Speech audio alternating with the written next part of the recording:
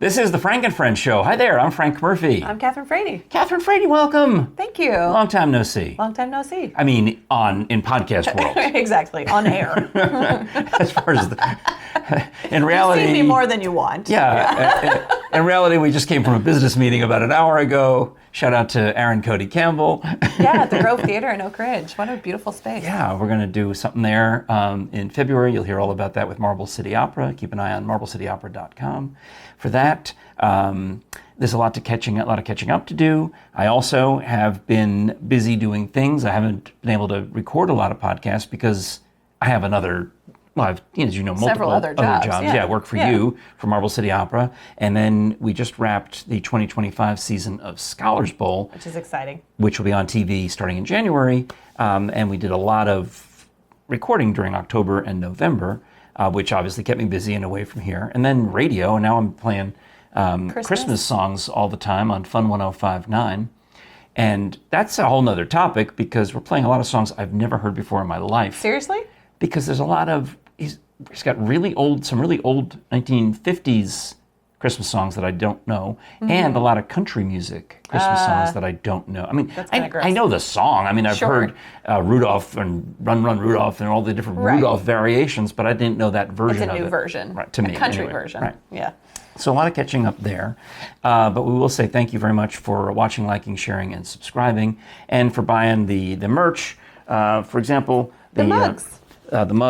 The pint glasses, the beautiful hoodies and sweatshirts, et cetera, and beach towels. What's interesting phone cases. is we had such a good experience with the Frank and Friends show merch that you at Marble City Opera said we could also have merch at Marble City Opera, and look at this. Here you have some. Yes. Oh, they turned out. Didn't they turn out great? These are embroidered. I know. Well, I got the fancy. Well, you're the one who created them. I know, but I didn't think. I didn't think I'd see it in real life. I'm sorry, I have an enormous head. Well, we know that, but I mean, you also can adjust the size of the hat as well. But I mean, also in real life. I mean, it's not just an expression. It's an actual thing. Yeah, I think they look pretty good. What do you think? Look at us. Yeah. Fantastic. Mm-hmm. Oh, look at that. Yeah. We can wear this to official, this is like my uniform, Marble City right? Opera baseball games? You know, you had I guess it's still going on, the Cyber Monday sale. That's right. So I went on there, and while I was setting up the discount, I found some more hats. Oh, okay. Like the beanies. Winter beanies with pom-poms on top. I ordered a beanie. Okay, so those were new items that they had in the merch store, so I went ahead and did the embroidered logo on all of those, and if they come out looking as good as this... They're really nice. I mean, that's... I've been very pleased with the merchandise. I think it's really, really nice. The water bottles are great. Yeah, I mean, it's all the same stuff. It's the same, it says Marble City Opera instead of Frank and Friends. But Marble City Opera is running a code, holiday, through Christmas. 25% off any of that merch. And of course, the link is marblecityopera.com/store, right? Correct. Or frankandfriends.com/store. Yeah, so it works out the same because Kathryn designed both websites. It's not a coincidence. Do we have too many businesses together? That's what I'm saying. We got a lot of intermingling is what's happening there. A lot going on. All right, so here you are in Tennessee, but as far as I know, you've been in multiple states since we saw you last because you had to go to Florida. I mean, it seems like every state south of here. Where haven't you been? Florida, Alabama, Louisiana, Texas, and then for some reason Kansas. Yeah, I've been to all of those. Yeah. What did you do? Oh, lots of opera. So I've been traveling. I was basically traveling from October 1st or 2nd all the way through November 20th or something. It was it was a little crazy, or 17th. Yeah. Sometime around there. A good chunk of time. And you did 2 different productions of Hansel and Gretel. And were you the star or the director, or what were you? All of it. isn't this director the star? I'm just kidding. At Mobile Opera, I was the stage director, and I had a little fun. I knew it was going to be a wonderful experience when I got there, because the first day when the singers were sitting together and going through the music, I was listening to it, and I was like, oh, wow, this is really beautiful. I love this opera. I knew it, but, it's really the first day when you hear everyone singing it. Is this the one written by Engelbert Humperdinck? That's right. Not the same Engelbert Humperdinck you're thinking of, but the one that the 1960s, 70s Engelbert Humperdinck stole his stage name from. There you go. Yeah. Or borrowed. Used. His sister wrote the libretto, I think. Humperdinck's sister? Yeah. Miss Humperdinck. Yeah, Miss Humperdinck. Imagine going through life as Miss Humperdinck. No, thank you. She'd be Fraulein Humperdinck. Sounds terrible. Somehow sounds worse. I don't know. But nevertheless, it's a beautiful score. And the first day I was sitting there thinking, and I already had a staging plan for all of the characters, but the Sandman, who puts the children to sleep with his sand fairy dust, has this beautiful aria, and in it, has this fairy dust that is like, psh, and throws the fairy dust and actually makes that sound. Well, with his mouth. With his mouth. Psh. Okay. And so I thought, wouldn't it be hilarious if the Sandman was narcoleptic and actually put himself to sleep as well? And so I text James, who's also directing Hansel and Gretel at Florida State at that moment in time. Okay, so your husband is doing another production. Yeah. Okay, at the same time that you're doing one. That's interesting. And I told him this idea, and he was laughing hysterically. And then at the end of the music rehearsal, the artistic director, Scott Wright at Mobile Opera, he comes up to me and he was like, Kathryn, I was wondering maybe if the Sandman could put himself to sleep. And I was like, yes! Oh my goodness! I thought this would be hilarious. And I didn't know how far. You never know when you're working at a new company, right? Right. When you're the boss at Marble City, you can push it as far as you want. You're the artistic director. But here you are hired to execute a vision for another company. Correct. Yeah. So when he said that to me, I was like, oh my gosh, I cannot believe you just said that. It's exactly what I was thinking. So and you can prove with the text that you already had the idea. Yeah, exactly. I have a paper trail. It's electronic, but I have a proof. I thought of this already. So I knew it was going to be a fabulous collaboration, and it really was. It's literally one of my favorite companies I've ever worked for. Oh, that's nice. So Mobile Opera, is that what it's called? Mobile Opera, yeah. Oh, great. So nice shout out to you guys down there. Yeah. And then you immediately drive to well, not immediately, because you drove all over the place, but you end up in Kansas. I ended up in Kansas. Actually, I drove back to Knoxville real fast for driving Royal Black and did that 24-hour I did see you that day, around. as I recall. Yeah, for a day. You showed me how to park downtown. And I helped you. Yeah, because we had...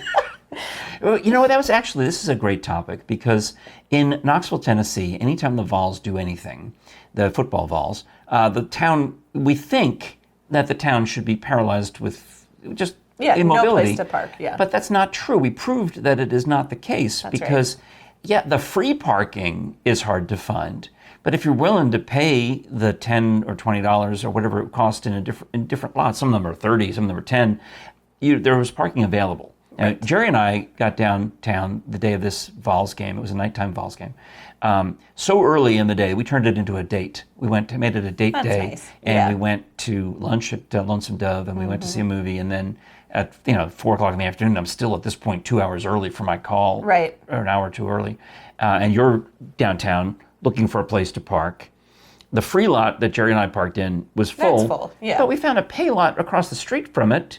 That was practically empty. It was technically closer to the theater than where I parked. Yes. I think there was even closer parking further down the street. as we discovered. So we told our patrons who were worried about it, we told them, hey, there's paid parking available, and it's really no different than if you were going to any other theater in the world. Like the Bijou is the best example. There's no convenient free parking lot to the Bijou, but nobody thinks about it. They just assume that they're going to park across the street from the Bijou and pay the fee. Yeah. So the lesson being that even when there's a Vols game going on, you can still have other events downtown, because most people schedule around that. And what's coming up is I don't have the football playoff schedule yet. I mean, I don't think it'll be out till next week, but there's a chance at the time we're recording this on whatever today is, the 3rd. There's a chance that the Vols could host another game. Sure. On possibly the same day as my wife will be singing. My son will be flying in, and my wife will be singing. Oh, in the holiday concert. The Knoxville Symphony Orchestra Clayton Holiday Concert. And that's possibly a bigger conflict because... I would think so. We were in a theater with a capacity of 100. This is a theater with a capacity of 2,000. Right. And usually there's a hockey game or something going on at the same time. Right. Yeah. So we can actually house all of these cars downtown. Well, we'll find out. I think that'll be that'll be the test. That'll be the test. So I might have to go downtown very early. You can helicopter in and just like parachute down. Yeah. It's no problem. But that is something that happens around here. So anyway, you made it through, and then you hit the road and you go off to do Hansel and Gretel. A different. It's the same music. Same music, different production. So we had different costumes, different cast, different staging. Well, the staging was pretty similar, but because you're the stage director. But this time, I also got to sing the role of the mother. Okay, so the mother is not. And so in the main characters in this are Hansel and Gretel, the witch, the mother, and the Sandman. Yeah, and the Dew Fairy. Oh. So the Dew Fairy wakes up Hansel and Gretel. Okay. The Sandman comes out and puts them to sleep. Stay off drugs, kids. These poor kids. They're like Elvis. They need an upper in the morning and a sedative at night. It's terrible. Terrible.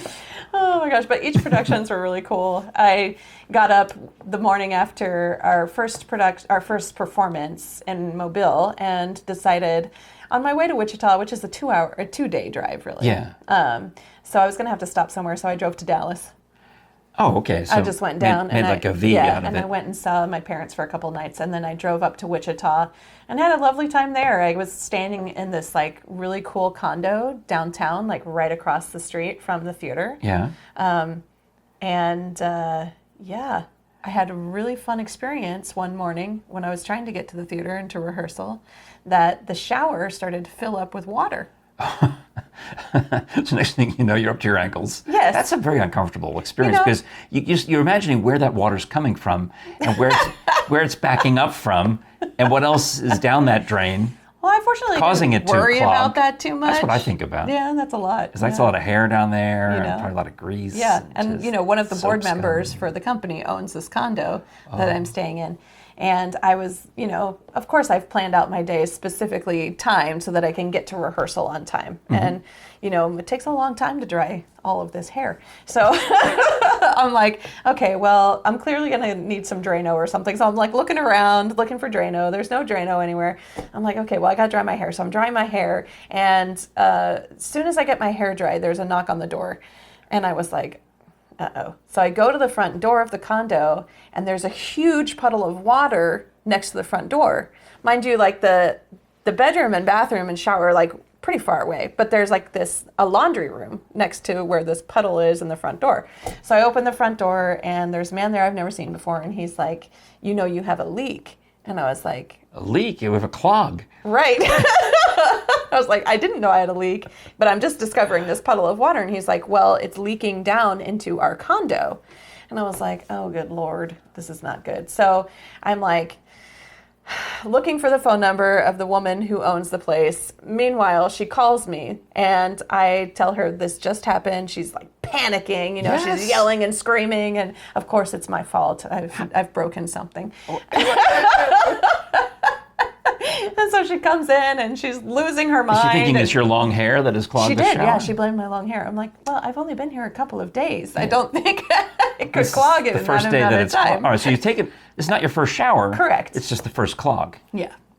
Yeah. So anyway, they got it all worked out after I helped shovel water in buckets into the bathtub. And you've got to get to rehearsal, though. And I got to get to rehearsal, yeah. Oh. And she's yelling and screaming and throwing a fit. And poor Sasha was with me, my little dog, and I had to put her in a crate so she wouldn't freak out. And then I took her to rehearsal with me. Well, she's used to that. Yeah. Bring her back to her comfort zone. She was good around theaters. Yeah, exactly. So that was a good time in Wichita. I didn't know if Sasha liked me or not, but now I've decided that she does. I think that she does. I didn't think she did, because I don't know why. She would always be hanging on to you. Sure. But we were stuffing envelopes for a fundraising letter, and the dog didn't want to sit in your lap. The dog wanted to sit in my lap and help. I don't know if she was trying to lick the envelopes or what she was trying to do. But she liked you. Yeah. So, hey, Sasha. Yeah. That's really sweet. Didn't expect that at all. I was like, oh, poor Frank. It needs to be rescued. Well, while you were gone, we had Thanksgiving here, and I'll tell you a little about that real quick because my son came down from Michigan, and he went to his undergrad in St. Louis, but he got his doctorate at University of Michigan, so now he's a Michigan fan, and this is not a great year for them. It's a rebuilding year, but the game, apparently, when they play Ohio State, it's just called the game. Nice. And everyone knows the game is Michigan versus Ohio. Okay. Now, I didn't know that, but I mean, they do. Apparently, that's the thing. Everybody accepts this as fact. But the Vols are playing Vanderbilt at noon on a Saturday after Thanksgiving, and Michigan and Ohio. Now, I don't remember the last time I watched a football game because I've kind of gotten out of the habit. Plus, the over-the-air TV box that I have stopped, for whatever reason, the sound stopped working on it. Oh, that's no good. So I just stopped using it. I unplugged it, in fact, and I haven't watched over-the-air TV in a long time because, the clips are on YouTube. The PBS station that I would actually watch out of vanity so I can see myself has an online stream that I can watch on Roku, so I don't need an over-the-air box for that. Yeah. I'm fine. And I told Frank Jr., I said, I don't even remember the last time I watched a football game. And he says, well, it was a year ago today because I was here and we watched the Michigan game using somebody's password. He had a friend who had we signed up for we signed up for, you get a 1 hour free trial or something. Yeah. But we watched it online. We downloaded a Roku channel for Fox Sports and watched it. Well, we tried that again and got this message that, you only get it for 1 hour. Like, well, we're not going to do that because if we're going to do that, we'll watch the last hour, not the first hour. Right, yeah. And then I told him what was wrong with the over-the-air TV box, and he says, okay, I'll take a look at it. So the problem is I've also hidden, from when Artie was here, I've hidden the remote control for this over-the-air TV box. Nice. And I can't find it. Of course, because you hid it so well. I hid it so well. Yeah. It literally could be in any of these drawers. It could be in any room of the house. Yeah. It could be somewhere where the most clever 10-year-old would not find it. And, I didn't know what to do. So the box is fairly simple. It's got on and off, and it's got this like circular button. A power button? No, it's just this circle button, and if you push it in the middle, it does one thing, and if you push certain parts around the circumference of it, it does other things. Okay. So we're trying to, with using this one button, navigate to all of the sources. Through the menus and the settings. So Frank Jr. can analyze these different settings, and of course the date and the time are wrong, that the box has been turned off for a year. We're trying to find the channel. I got to find the antenna, and it had fallen behind the this TV. Is terrible. So I was setting up the antenna, and he gets to it, and he's flipping around. And he figures, you've got some kind of digital sound, raw sound, PCM sound, whatever, HDMI sound, blah, blah, blah. And that's when the light bulb goes off in his head. He figures out, I'll change it to HDMI sound. Okay. And we'll pull the HDMI cable out of the back of the Roku, because I only have the one, and plug it into the back of the over-the-air box. And next thing you know, we're watching football. With sound. Father and son football. Fantastic. And he gets the charcuterie board that you gave me. And we have charcuterie. Because Jerry had made a big charcuterie for Thanksgiving. It's nice. Well, between That's lovely. And she makes a really good charcuterie board. she does a fine job. Yeah. And so then we had like leftover charcuterie, which I don't know what you would call it. There's probably a term for that, but that's what we had. Nice. During the football game. And it was nice, but it was so stupid because I still can't find the remote. And you just got to take this circle button and kind of push it. Well, does it stay, now that, that he said it, can you just turn it back on and you'll have sound? Well, unless you want to change the channel. Well, yeah, it works, but I guess he also... You could probably change the channel and still have sound. Well, I guess he also figured out, we have a universal remote, so I don't know what he did to the universal remote, but we can get that to go channel up, channel down. Okay, well, that's good. And I think he was even able to flip between channel 6 for the Vols game and channel 43 for the Michigan game. And Michigan won. He's coming back, so... For Christmas. Yeah. And Michigan won. Oh, good. Unexpectedly. It was worth it. It was an upset. So it's a big deal. So everyone's happy. Nice. All right. Speaking of everyone's happy, when you need a gift to make someone happy at Christmas time, I recommend bonezones.com, don't forget the S, for some Grizzly merchandise with the Dr. Bill Bass look on it, the Body Farm t-shirts, hats, other merch, autographed books. They have a lot of all of the books, in fact, that Dr. Bass wrote with John Jefferson, autographed by the authors. Get those in time for Christmas. if you get your order in early enough. And when you order, you're actually sending an email or making a phone call to Susan Seals over there so they can get it personalized, get it exactly the way you want it. Allow time if you want it personalized because they got to drive over and visit with Dr. Bass and get him to sign any additional things that haven't already been pre-signed. But he'll do that for you because it's fun, he appreciates his fans. And some of the things are starting to, it depends. Some things need to be reordered because they sell most quickly. Out, yeah. But the main thing, of course, are the books. The nonfiction book is Death's Acre, and the fiction series with Dr. Brockton starts with Carved in Bone and works its way up with a series of books. And there he is, the man himself, Dr. Bill Bass. 96 years old. That's amazing. How old is he? Just had a birthday not that long ago. Yeah, I guess 96, yeah. And quite an amazing character, but finally retired from public speaking. The other option, of course, is if you want someone to come and show pictures of dead people. Frank's your man. And to talk about the lecture that Dr. Bass gave, I have these audio recordings of myself and Dr. Bass describing some of his most famous cases and really describing the books. We go through each of the books, and I've got audio of him talking about the forensics in each of those books and slides to go with it. So I've done a bunch of speeches down in Von Orr, 3 in fact, but I can go anywhere. I'm not limited to Monroe County. We're allowed to. You're allowed to expand. Allowed to go anywhere. So you contact Susan at bonezones.com. Don't forget the S. Great. That's awesome. So did you do any cooking? I mean, because... Thanksgiving, yeah. So cooking and Kathryn don't necessarily match. However, normally I do cook or bake a turkey, but this year I was like, you know what, I don't want to because... I think you roast a turkey. Roast a turkey, bake a turkey. I don't know. You make a turkey. You heat it up. It tastes good when you pull it out of the oven. But one year I made it. So I've been successful like 10 years making a turkey.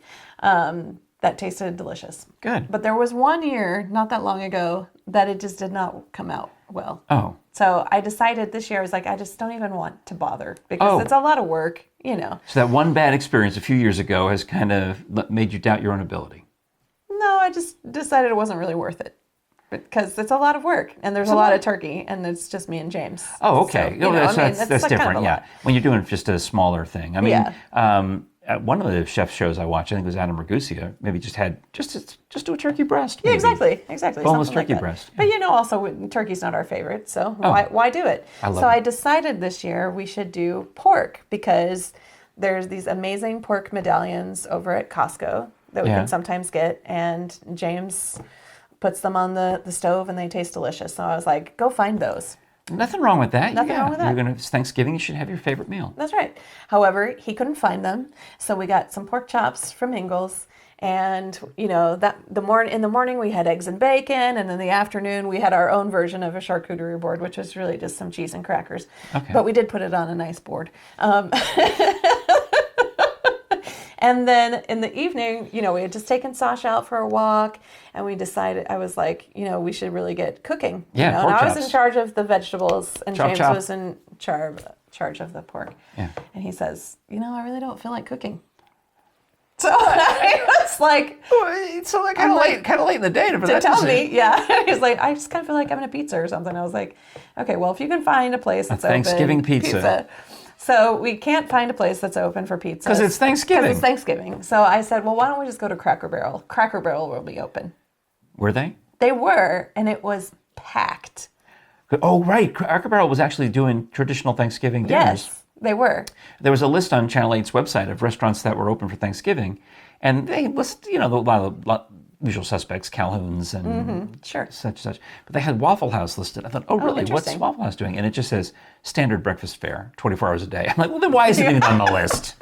How is that? Thanksgiving breakfast. How is that on the list? How is Channel 8? How do you put that on your list of restaurants opening especially for Thanksgiving when it's Waffle House that just doesn't close?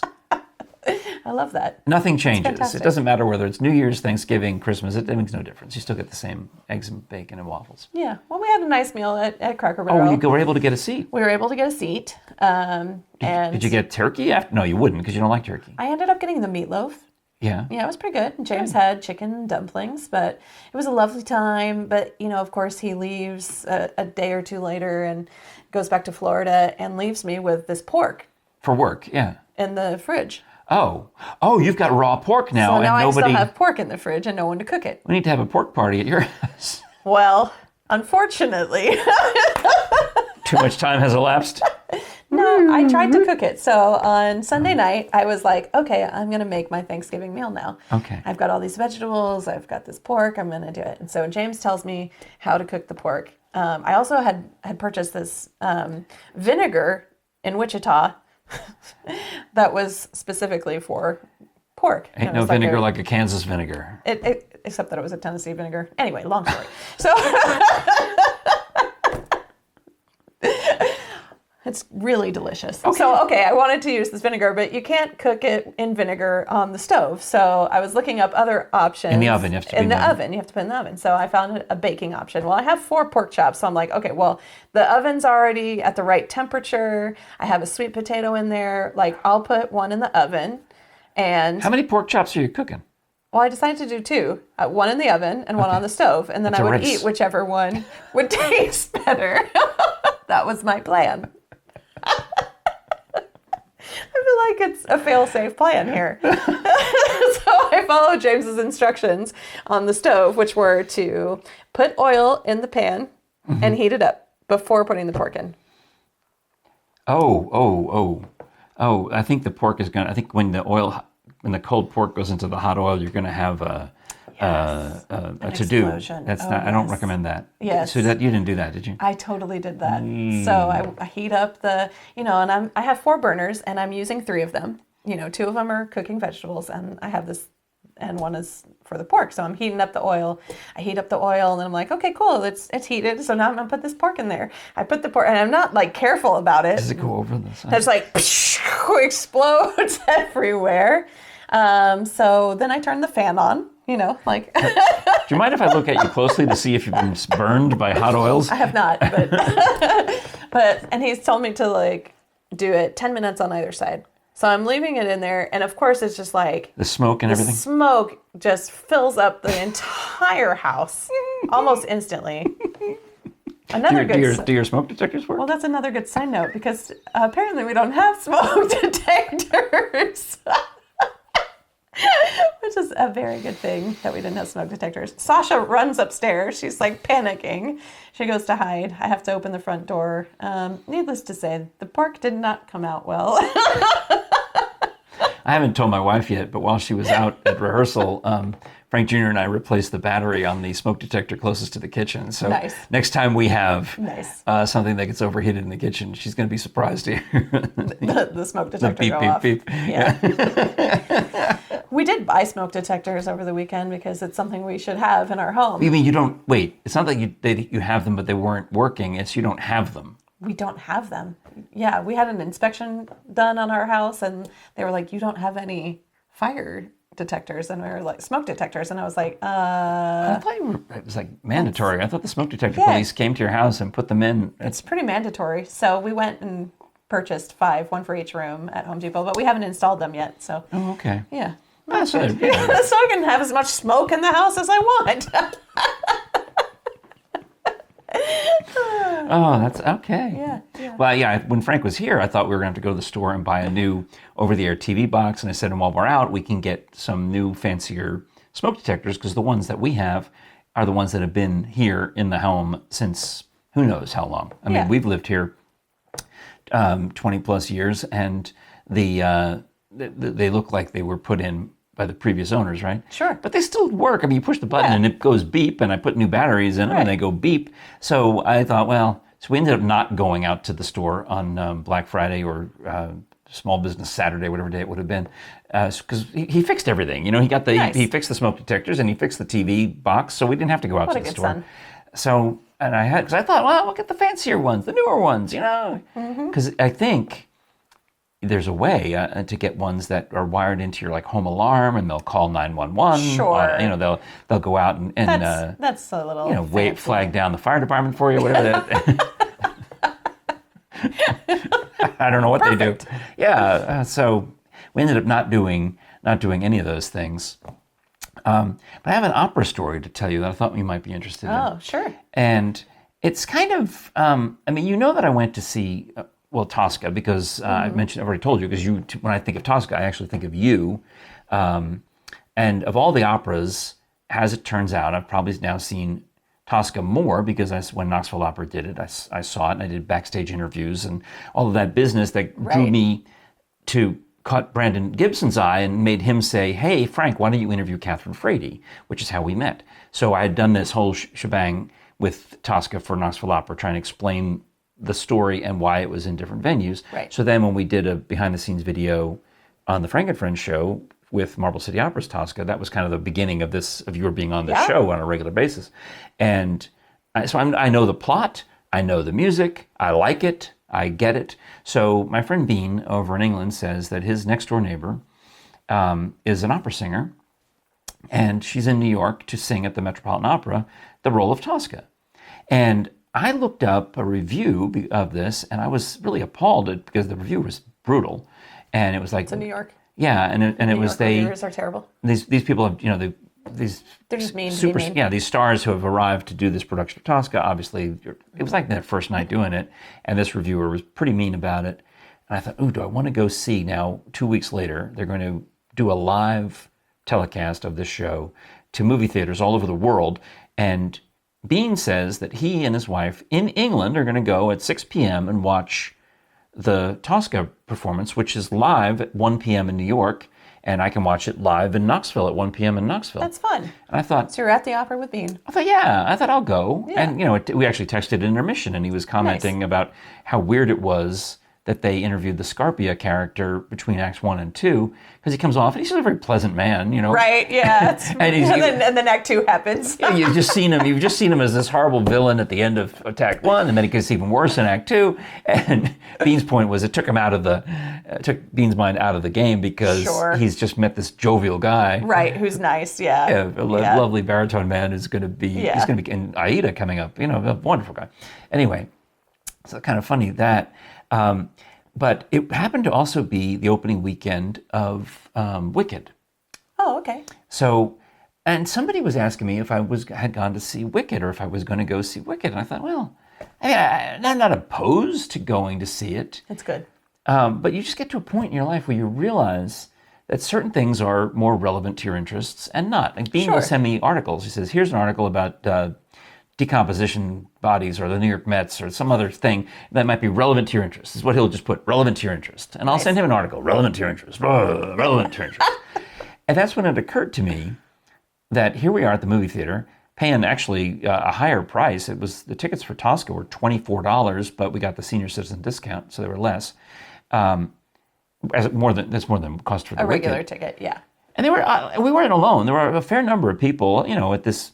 We're downtown West, so even when they seem busy because there's 3 people in line, right? They start panicking because they don't know what to do. Oh my gosh, there's 3 people in line.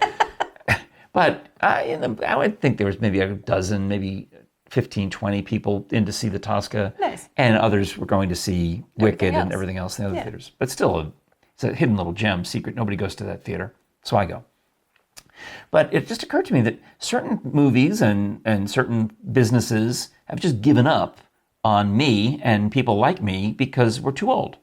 Okay. And I think I've told this story before. Like I used to buy clothes. I probably bought this shirt at Kohl's, for example. Sure. But now you can't get the clothes that I like there anymore. They stopped carrying them because they have shifted to what they would believe would be a more lucrative audience than me. So I can't shop there anymore because I'm not going to wear those styles or those sizes. Even. Right. I've got to now go to find an old man's clothing store somewhere else. And it's kind of the same, when you see the ads for Wicked, and you're like, oh, I can see why other people would like that, but they're not trying to get me to come. No, they're really targeting a younger audience, I think. Yeah. But it's a great show. I mean, I'm sure it's still wonderful.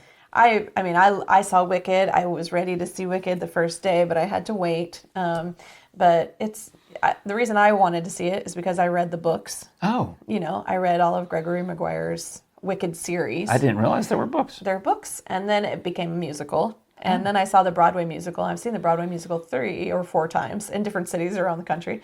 I've never seen it in New York, but I've seen the touring show in different locations. And so, I wanted to see it. And from what I understand, they did not screw it up because they just basically made a movie of the play, but made it cinematic. Kind They of. didn't vary too far from the source material. They added quite a lot, actually. Oh, wow. Yeah, they added some new Stuff numbers. from the books? They added stuff, yeah, so it's all originating from the book, which Good. is, for me, it all seemed relevant. So. Well, I heard somebody, one of these writers or somebody, about where they came up with the name for Elphaba. Oh, did you? Do you know this one? I don't know this story. Oh, okay. Well, the original Wizard of Oz was written by, do you know the author? I don't. Oh, L. Frank Baum. L. Frank Baum. So you take L for Elf, L, whatever his first name was, F for Frank, and then Ba for Baum, and you get Elphaba. I love that. So that's L. Frank Baum. I love that. Isn't that something? That's great. How about that, huh? Well, I watched Stephen Schwartz on a little video on Instagram. It might have been him. He might have been the guy. No, wait. He was talking about the music. No, yeah, he was. Stephen talks about the music, so it was probably Gregory Maguire who talked about Elphaba. Right. But Stephen was talking about how he used influences of the Wizard of Oz music into his music that he put into the score, and I just found that really fascinating. Like one of the main Defying Gravity songs, like there's a moment in it where it's an introverted version of Somewhere Over the Rainbow. Oh, nice. Yeah. So he hid that in there as a little Easter egg. As a nod, yeah. I love it. Yeah, that's great. Well, that's fantastic. Yeah. Well, in the other things, just catching up, and we'll wrap the episode in a moment, but I wanted to tell you a couple of little loose ends that happened, is I got to meet a radio friend in person for the first time, even though I feel like I've known him forever, because we're radio friends, right? Right. So he lives in Dallas. Okay. And I've been there.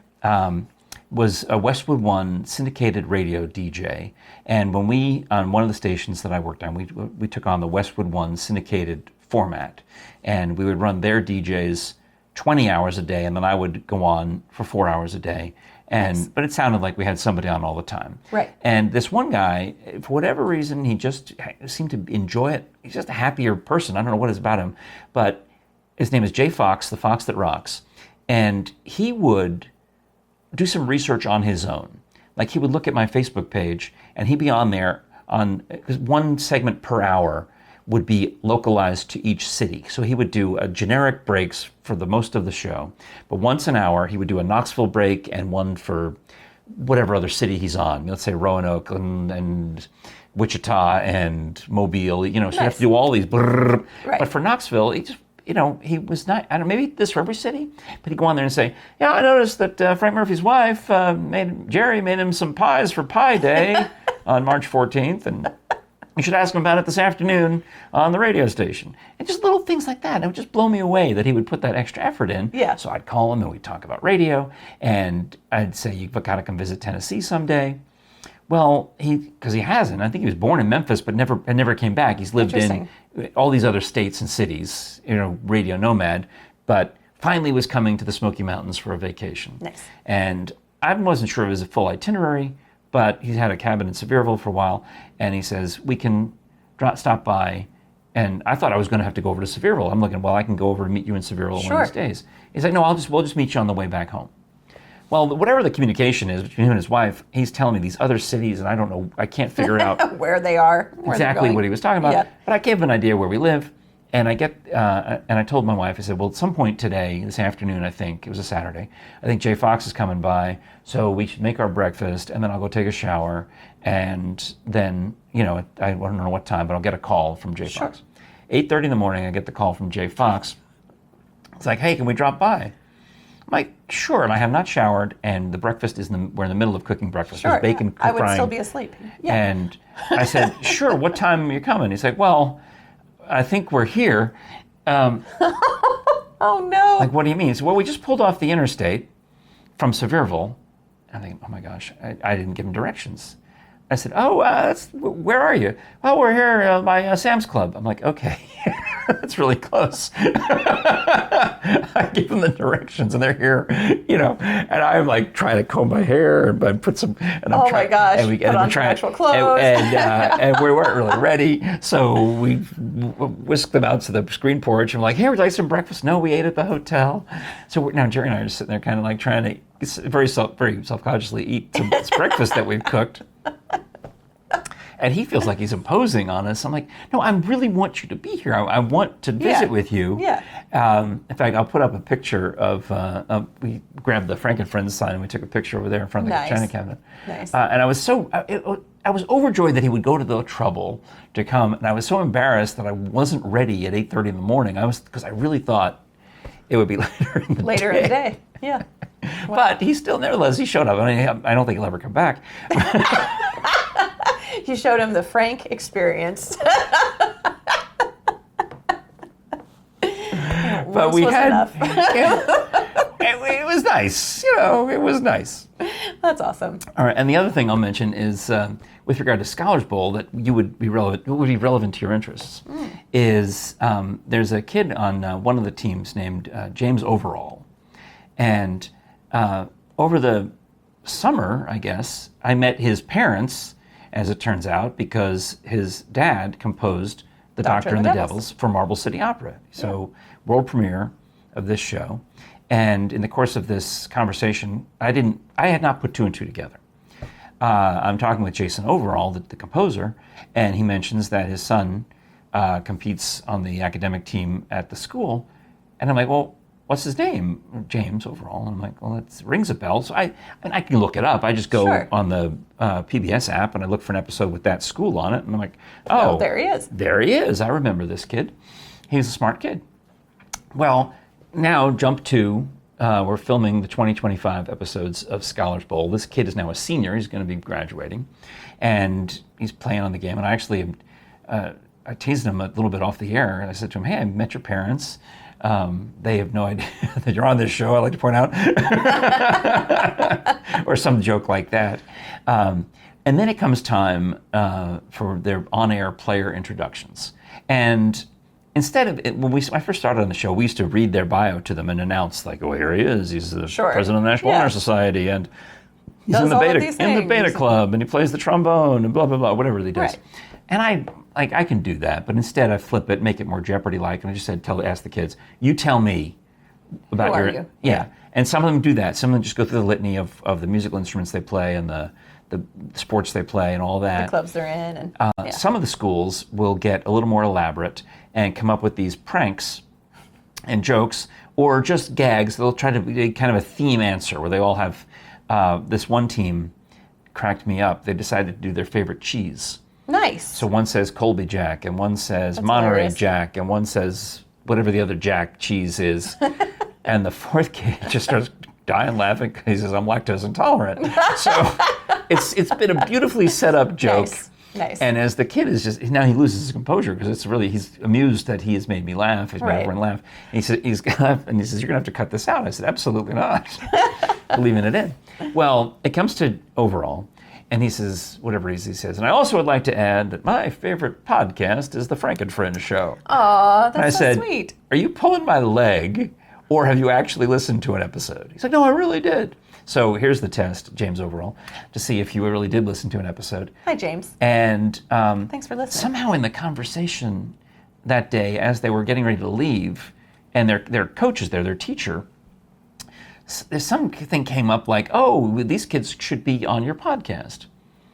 And of course, my mind is, well, I'm not bringing a class of students here to the house. I didn't even have to get that out of my mouth. The teacher said, I have a nice big classroom that we could use, because you have to have it has to be an appropriate safe space. Yeah. And the teacher would be there and everything would be fine. Yeah. So now I just have to figure out, I don't have enough microphones. No. But one at a time. I could work on it. It might be something. So if you see me doing an episode at a school with a bunch of smart kids. There it is. That would be fun. Yeah. And one other school, it was, I want to make sure I get it right. I think it was Roane County, shows up. And they have all made, as their prank, they have all made buttons with my face on. But each one had a different picture of me. Was it a different outfit? Yes. They went through my Instagram from last year and cut out pictures of me from all these different outfits, and each one had a different button. That's hilarious. We went through a whole episode. I don't think anybody mentioned it. But the second episode we finally did, and that was kind of fun. Do you think that we should read this fan letter that you got? Speaking of Scholars Bowl? Well, it was unusual in that most of the communication I've gotten in the 9 years of Scholars Bowl has been critiques and criticisms about how, we got Picasso's old guitarist wrong.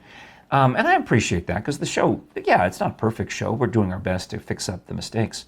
But this year, not only did one of the judges said she wanted me to sign an autographed picture for somebody named Mildred, who loves to watch the show. But then Ernie said he got an email, and I guess he printed it out. Yes. Dear Mr. Murphy, every time I watch Scholars Bowl, I think I must write to Mr. Murphy and express my gratitude for such a terrific program. Isn't that nice?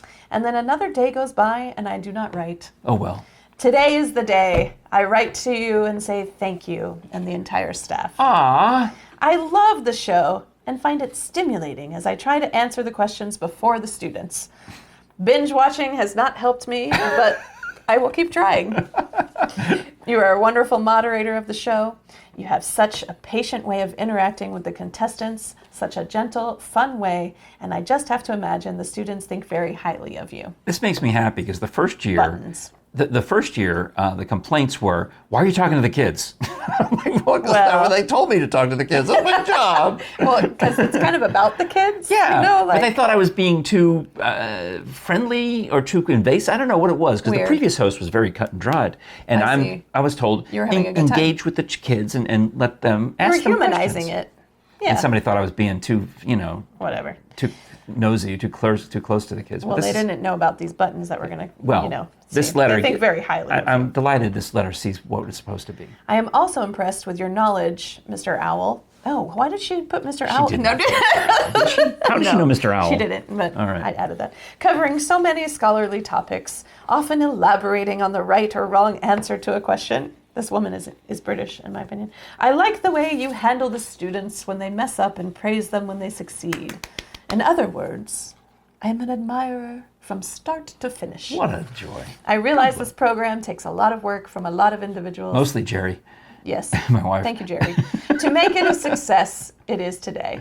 Everyone involved is to be congratulated on a job well done. That is so lovely.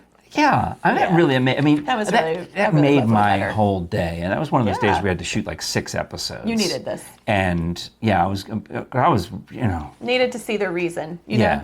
I think that's true. You need to feel appreciated, and sometimes it's hard to get up there and be on for 6 hours and engaging with those kids and bringing that new energy every single time. So it's really nice. And the most of the work we've done now in advance, because part of the reason that my wife and I took over the preparation of the questions is because some of the ones in the database, like I mentioned, the blue guitarist, the old guitarist, whatever it's called, they had the wrong answer, and now someone wrote in and we fixed it, and I've started researching the answers a little better, and getting my friends to submit questions. So I think putting all that extra work in up front, which is tiring, and then then going in the next day to read the questions, like, whoa.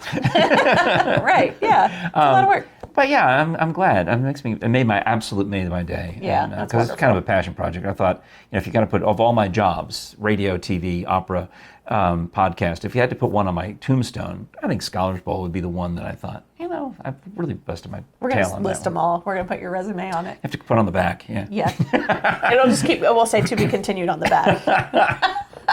Well, we do appreciate your liking, sharing, subscribing. If you enjoy audio entertainment of any kind, go to audibletrial.com/Frank and Friends Show, where you can try the full extent of Audible, a premium membership for 30 days at no cost. It'll then start charging you at the end of that 30 days, but you can get all of the things you can listen to, and you can even download, get one MP3 download during every 30-day period, including that free one, so you can see how much you like Audible and start listening to the thousands and tens of thousands of audiobooks, podcasts, and other custom entertainment that they've got. Go to audibletrial.com/Frank and Friends Show. I'll mention our merch at frankandfriendshow.com/store, which I'm not running a sale, but I suppose great Christmas presents. I could. Yeah. I mean, if you needed a discount so desperately. Do a sale. Yeah, it's always great to have a sale at Christmas. Contact me, and I guess I'll put a sale on. I'll move on that on the next episode because I haven't figured it out yet. Because I was so focused on the sale on Marble City Opera merchandise, which you can get at marblecityopera.com/store, including these beautifully embroidered caps, plus all sorts of other fun things. Imagine the same sweatshirts, t-shirts aprons, die-cut stickers, same things that we have for Frank and bottles. Friends. Yeah. Water bottles, pint glasses, except with Marble City Opera on them. And you really are helping out. I mean, that's an important thing, is that Marble City Opera is a 501c3 nonprofit organization and relies on donations to exist. You know, the ticket sales help defray the cost of putting on a production, but there's no opera company without. There's no nonprofit no charity, no nonprofit organization can exist without the donations. That's correct. That's the whole point. And opera's expensive, so it takes, you don't often make all of your money back with the ticket Because you keep sales. the ticket prices reasonable. That's right. Yeah, we keep them low. Yeah. And we So want you it's to come. accessible. So there's some great shows coming up. I would recommend that you check out MarbleCityOpera.com. Maybe you want to come to the fancy fundraiser in January, on January 25th. That's expensive because it's a fundraiser, but also you get a lot of food and drinks and entertainment included in that Entertainment from us. ticket price, yes. And then in February, we'll have that concert in Oak Ridge. We'll have details on that. In April, Kathryn and Frank will be starring in Poulenc's The Human Voice at historic Westwood. And that'll be a tough ticket because the capacity is only 50 people per show. So you do 3 shows. Yes. But it's a small, but you'll be right in her face as she sings right at you. It's going to be great. You're going to love it, but sign up now. I think that's a good one. And then that's April, and then May, we were talking about some stuff that we're not ready to announce yet. And Pagliacci in June. Yeah, that's a famous one. It is famous. Sad clowns. Yeah. Oh. So, but they're not scary clowns, though. They're not scary. No, they're good. Kanyo, who is the sad clown, he is kind of... He's the villain? Yeah, he's the villain. But they're all villains. They're all very complicated. It's Verismo opera. So anyway, that'll be fun. You can see that. We'll do that in Knoxville, Von Orr, and Oak Ridge. So we're bringing the opera to you for Pagliacci. So I hope you'll join us. And go ahead and buy your tickets now because it would make my job easier. It's true. Hello? It would, yeah. I mean... Otherwise, I'm going to keep asking him why we haven't sold the tickets. Well, I mean, but also the night of is a box office. I'm trying to check in the will call people, and then if you're going to show up trying to buy a ticket at the gate, I'm like, okay, it takes time. You have to allow extra time for that. Just buy them in advance. Make my life easier. MarbleCityOpera.com/tickets. Thank you. All right, that's everything. We got to get out of here so Jerry can make her charcuterie for her. Yeah, she has rehersal. No, tonight I think is Advent by Candlelight. Oh, it's actually a performance. She'll be singing, and the choir will get together, and they'll have a table with their charcuterie and their candles and things. Oh, nice. And then then her next performances are coming up at the Clayton Holiday Concert. We mentioned that already in the show on December 20, 21, 22. Nice. This weekend, I'm doing the Carnes Christmas Parade with Becca, Saturday morning, 9 a.m. on the Carnes Network YouTube channel. It's going to be cold. Yes, but it's been cold every other year, so it'll just be cold again. Yeah. And then that afternoon, Heather Wallaga and I will do the Rocky Hill Christmas Parade. Very nice. 6 p.m. at the Rocky Hill Center, but the festival starts at 3:30. They usually have like live reindeer and the Grinch and Santa Claus and dancers and musicians, and it's really a nice little Christmas market. Really, it's very pleasant. And then the parade at 6. And then the following weekend, December 14, 15, 16, is the Nativity Pageant of Knoxville, and I'll be doing my 6 cartoon voices in that. So we can talk about that. I hope that Becca, Sarah, and somebody else have said they'd come by and do episodes, but I don't know if they're really going to do it or not. We'll see. Maybe you'll see me again, too. Well, show up if you're in town. Come on over, Kathryn. Look, you see, look at all the topics I didn't get to. I know. We didn't get to mine either.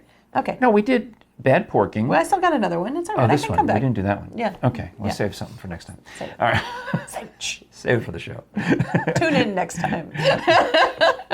Subscribe on YouTube. Tell your friends. Thanks for watching. This is the Frank and Friends Show. I'm Frank Murphy. I'm Kathryn Frank. And we'll talk to you again next time. Bye.